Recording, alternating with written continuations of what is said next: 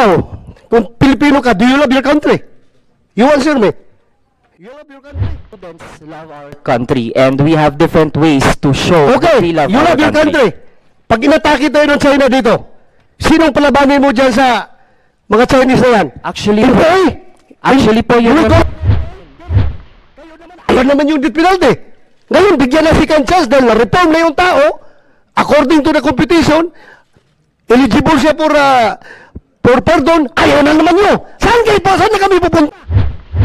So, environmental protection, disaster response, health education, lahat po ng yan ay pwede nating ma-achieve sa current na mga batas na meron tayo. And siguro, kung mahirapan tayo na i-uphold yung ganito, such as law enforcement and rights awareness, magkakatalo na lang kung amongst the ranks of our public officials ay hindi po nag-agree doon. Lalo na if we have a senator who will say na okay lang na makalayo at may second chance yung isang rapist na mayor, habang yung mga mahihirap ay madaling tokhangin na lamang. Yun lang, maraming salamat. Mr.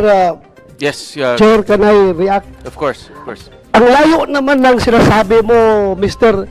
Kasama ba yan dito sa hearing yung comment ko na yun? Ang layo naman. That's an affront to We this want human representation. rights as part of the curriculum of Please, NSTP. please let Senator Bato finish.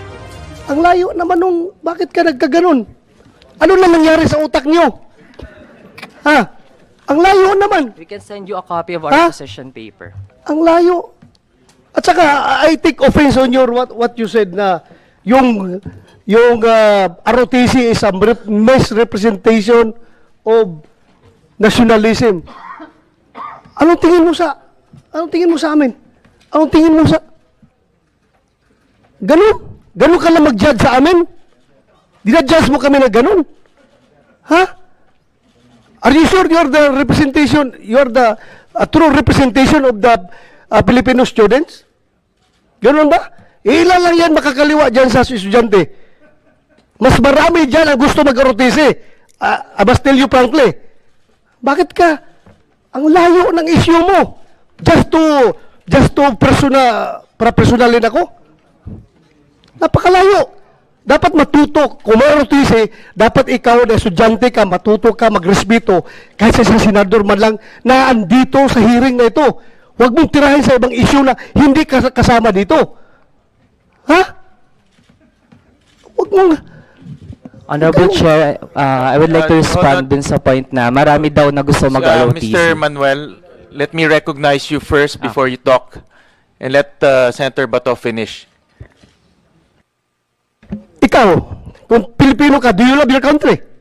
You answer me. You love your country? Ha? O sige, you respond. Of course, students love our country and we have different ways to show that we Okay, love you our love your country.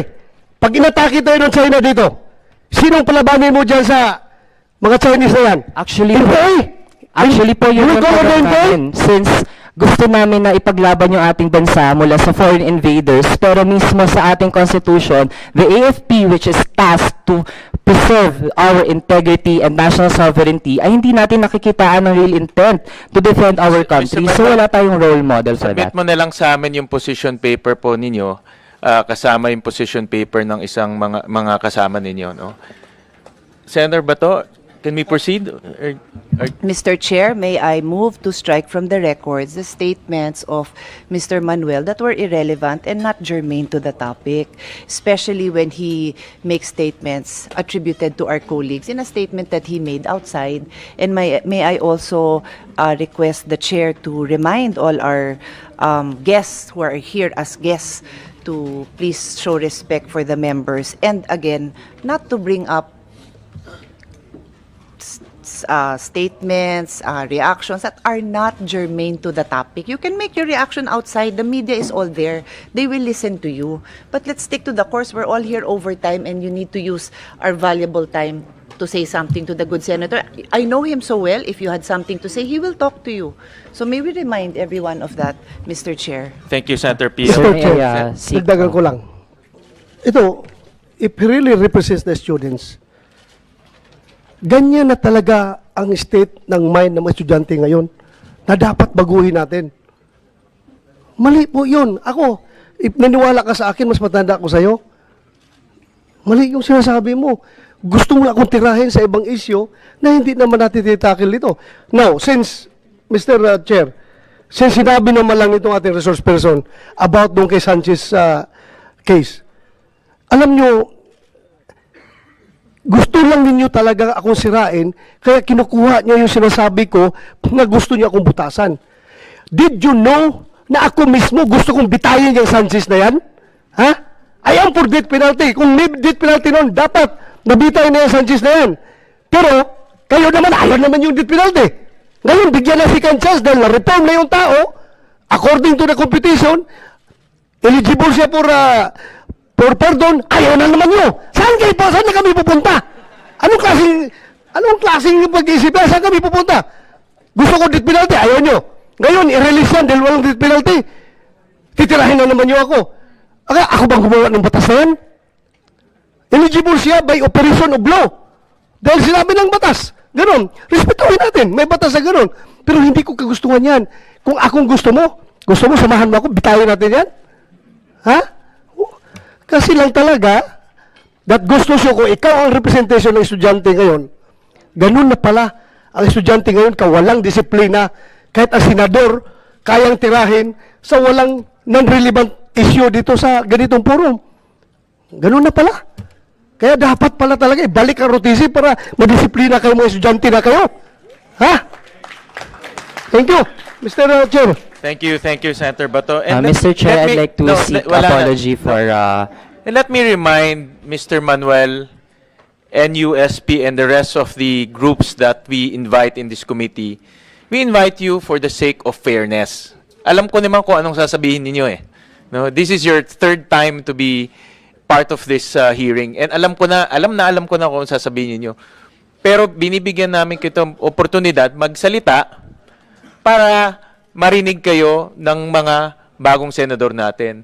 Pero ano namang kinalaman ni Sanchez sa ROTC? Ano namang kinalaman? Kaya this serves as a warning to your group na wag niyong dadali ni mga walang katuturan dito sa committee ito. Dahil sinisira niyo yung aming pagdinig at sinisayang niyo yung aming oras. And again, we're exercising fairness. Kaya bigyan niyo naman kami ng respeto. Kahit alam na namin ang sasabihin ninyo, ini-invite namin kayo. In fact, we invited all of your colleagues. So, last na ito, and next time we invite you, if ever we invite you, stick to the topic. And this serves as our warning. Again, I'm directing the committee secretary to strike off all of the comments that are not germane to the topic of ROTC. Mr. Chair, gusto ko lang malaman nila na baka mamaya yung ini-incite lang ako na magalit para kuno i-contempt sila para may rason sila magulo do Senado. Wala akong pakialam, umuwi ka, hindi ka na may kukulong dito. Wala kaming pakialam sa'yo. Mr. Chair, I'd just like to apologize for the irrelevant remark that I made earlier. I was just carried away by my emotion, especially with the topic at hand. But I pledge that it will not happen in future hearings wherein we will be invited. So once again, I apologize for what I said.